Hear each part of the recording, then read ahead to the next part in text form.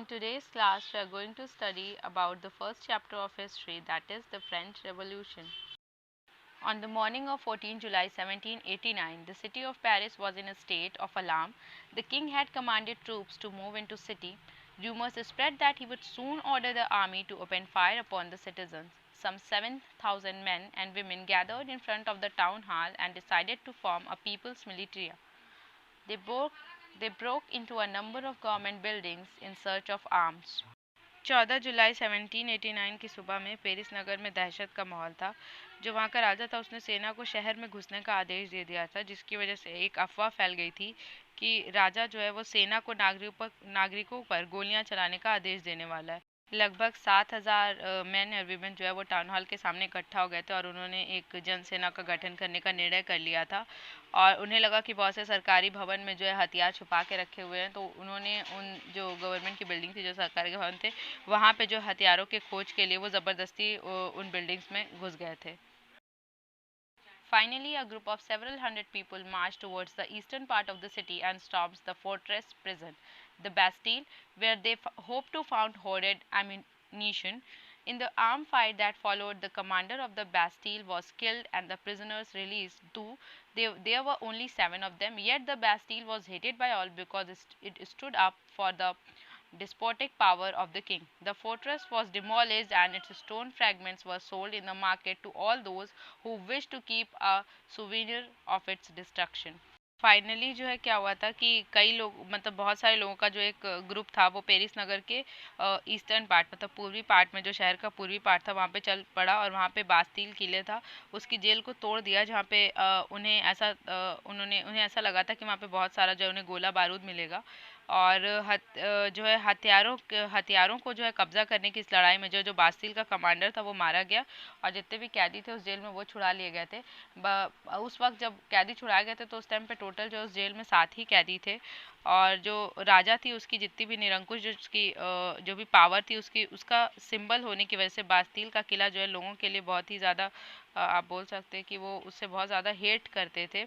उस पूरे किले को ढहा दिया गया था और जो उसके टुकड़े बचे थे उसको मार्केट में बेचा गया था उन सारे लोगों को जो कि मतलब सोचते थे कि ये एक जो है स्मृति चिन्ह की तरह से उनके पास रहेगा, बास्तील के किले के जो अवशेष थे उसे। French society during the late 18th century. In 1774, Louis XVI of the Bourbon family of kings ascended the throne of France. He was 20 years old and married to Austrian Princess Marie Antoinette. Upon his accession, the new king found an empty treasury. Long years of war had drained the financial resources of France.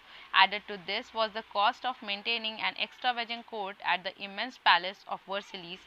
Under Louis XVI, France helped the 13 American colonies to gain their independence from the common enemy Britain.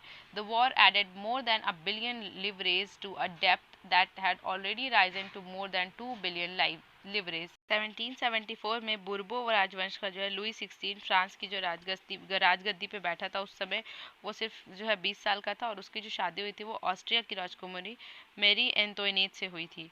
जब उसका राज्यारोहण हो रहा था तो उस time पे उसने देखा कि राजकोष जो पूरी तरह से खाली हो चुका था, क्योंकि लंबे समय तक बहुत ज़्यादा युद्ध चले थे, उसके कारण जो है फ्रांस के जो भी वित्तीय संसाधन थे वो सब भी नष्ट हो चुके थे। वर्साई का जो विशाल महल था और जो राज दरबार थी उसकी शान शौकत को बनाए रखने के लिए भी बहुत ज़्यादा फिजूल खर्ची होती थी। तो लुई 16 के शासनकाल की अगर हम बात करें तो फ्रांस ने अमेरिका को 13 जो कॉलोनीज थी उनको जो है उनके जो शत्रु था ब्रिटेन, उससे आज़ाद करने में सहायता की थी।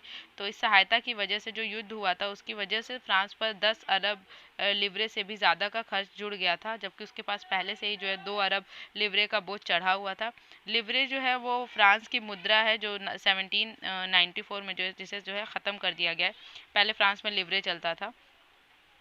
Lenders who gave the state credit now began to charge 10% interest on loans, so the French government was obliged to spend an increasing percentage of its budget on interest payments alone. To meet its regular expenses such as cost of maintaining an army, the court, running government's offices or universities, the state was forced to increase taxes. Yet even this measure would not have sufficed. कर्जदाता थे वो फ्रांसीसी सरकार से जो है 10% जो है इंटरेस्ट की मांग करने लगे थे, जिसकी वजह से फ्रांस की जो सरकार थी उसको अपने बजट का एक बड़ा हिस्सा जो है, जो भी कर्ज उनका जो दिन प्रतिदिन बढ़ता जा रहा था उसको चुकाने के लिए देना पड़ रहा था।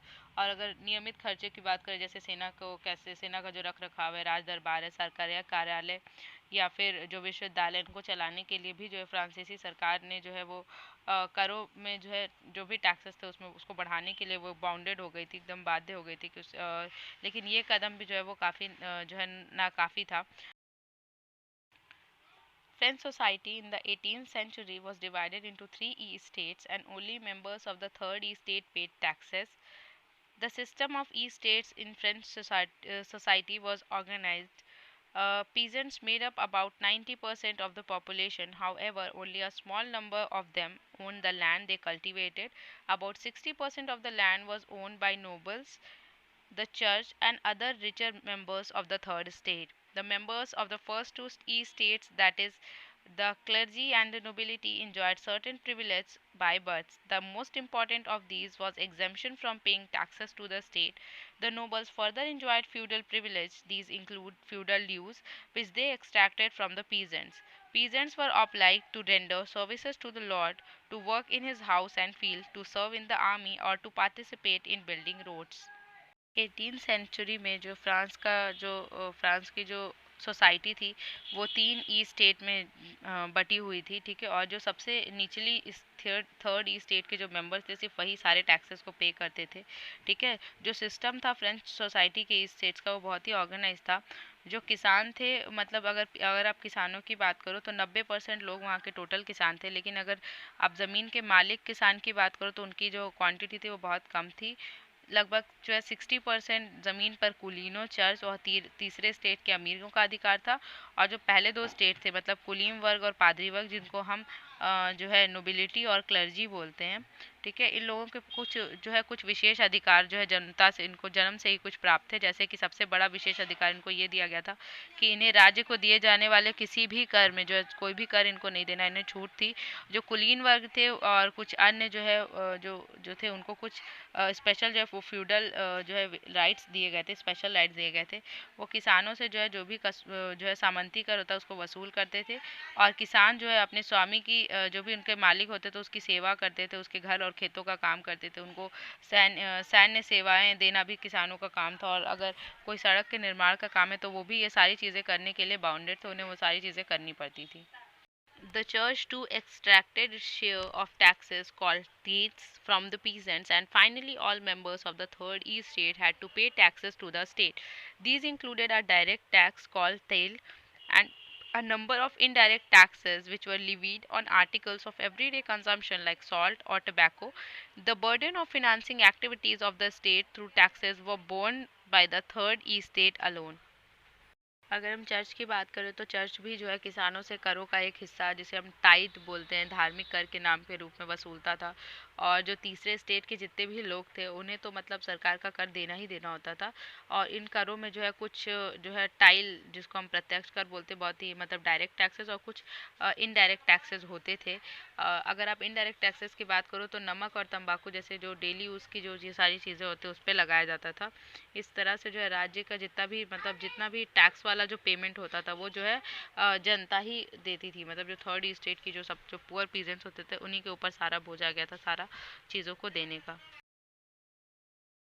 The struggle to survive. The population of France rose from about 23 million in 1715 to 28 million in 1789. This led to a rapid increase in the demand for food grains. Production of grains could not keep pace with the demand, so the price of bread, which was the staple diet of the majority, rose rapidly. Most workers were employed as laborers in workshops whose owners fixed their wages. But wages did not keep pace with the rise in prices, so the gap between the poor and the rich widened. Things become more worse whenever drought or hail reduced the harvest. This led to subsistence crisis, something that occurred frequently in France during the Old Regime. इसकी जो जनसंख्या थी वो 1715 में 23 million के around थी, लेकिन 1789 में वो बढ़ के 28 मिलियन हो गई थी, जिसकी वजह से क्या हुआ था कि जो अनाज था, जो खाने का सामान था, उसमें बहुत ज़्यादा जो है मांग उसकी बढ़ गई थी काफ़ी तेज़ी से। ज़्यादातर लोग जो है वो पाव रोटी खाते थे, तो इस वजह से उसकी भी कीमतों में बहुत ज़्यादा वृद्धि हो गई थी। और जो भी कामगार जो कारखानों में मज़दूर करते थे, उनकी मज़दूरी जो है वो उनके मालिक तय करते थे। लेकिन जो है मज़दूरी महँगाई की वजह से बढ़ नहीं रही थी, वो मज़दूरी उनकी फ़िक्स कर दी गई थी, जिसकी वजह से अमीर और अमीर होता जा रहा था और गरीब और गरीब होता जा रहा था। और सिचुएशन और भी वर्स्ट तब हो जाती थी जब भी कभी सूखा पड़ जाता था या फिर ओले पड़ जाते थे, जिससे कि पैदावार जो है वो ख़राब हो जाती थी। इससे लोगों की रोज़ी रोटी का संकट पैदा हो जाता था। तो इसमें जो है क्या बोलते हैं, एक सब्सिस्टेंस क्राइसिस हो जाती थी, जिसमें क्या बोलते हैं, बेसिकली वो एक क्राइसिस क्या होती है कि एक ऐसी एक्सट्रीम सिचुएशन होती है जहाँ पे जो लोग होते हैं उनको जो है मतलब जीने के लिए जो न्यूनतम साधन होते हैं वो भी कम पड़ने लगते हैं, ठीक है। तो वो वाली क्राइसिस हो जाती थी। अब बेसिकली इस तरह की क्राइसिस जो है जब जो पुराना राजतंत्र वाला जो सिस्टम था उसमें होता था, तो ये वाली चीज़ें लोगों को फेस करनी पड़ती थी। That's it for today's class. Thank you.